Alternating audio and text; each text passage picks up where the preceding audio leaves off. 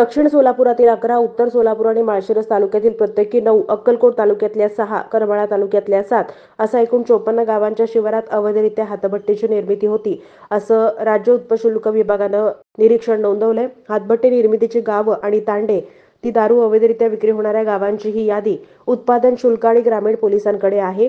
तरी देखील साधारणतः 20 वर्षांनंतर जिल्हा अद्याप हातभट्टी मुक्त झालेला नाही, हे विशेषच म्हणावं लागेल।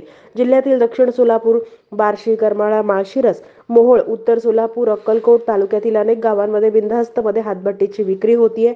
आजही अनेक गावात तरुण युवक दारूच्या आहारी गेलेत। गावागावात सहजपणे हातभट्टी उपलब्ध होतीये। कौटुंबिक वाद यावरून जास्तीत जास्त वाढतायत।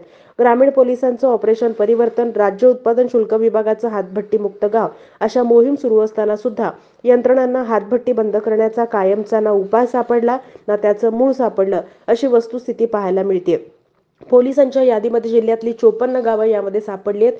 दक्षिण सोलापुरातली मुळेगाव, तिल्लेहाळ, दोड्डी, उळेवाडी, गुराप्पा, वडजी, शिवापुढारी, सीताराम तांड्यासह बक्षी, हिप्परगाव, वरळेगाव अशी गावं या ठिकाणी हातभट्टी तयार केली जाते।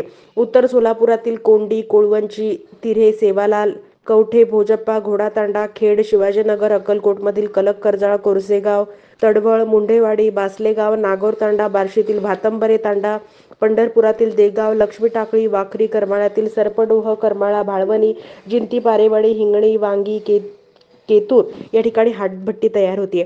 अशी अनेक गावं आहेत की ज्या ठिकाणी अवैधरित्या हातभट्टी तयार होतीये। याची माहिती सुद्धा पोलिसांनी यापूर्वीच संकलित केली असून अजूनही या गावांना हातभट्टी मुक्त करण्यामध्ये पोलिसांना अपयश येत आहे।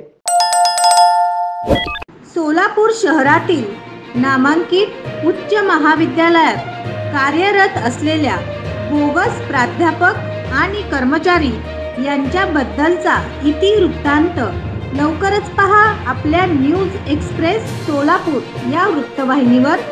वृत्तवाहिनी पदार्पणात लवकरच करणार पर्दाफाश।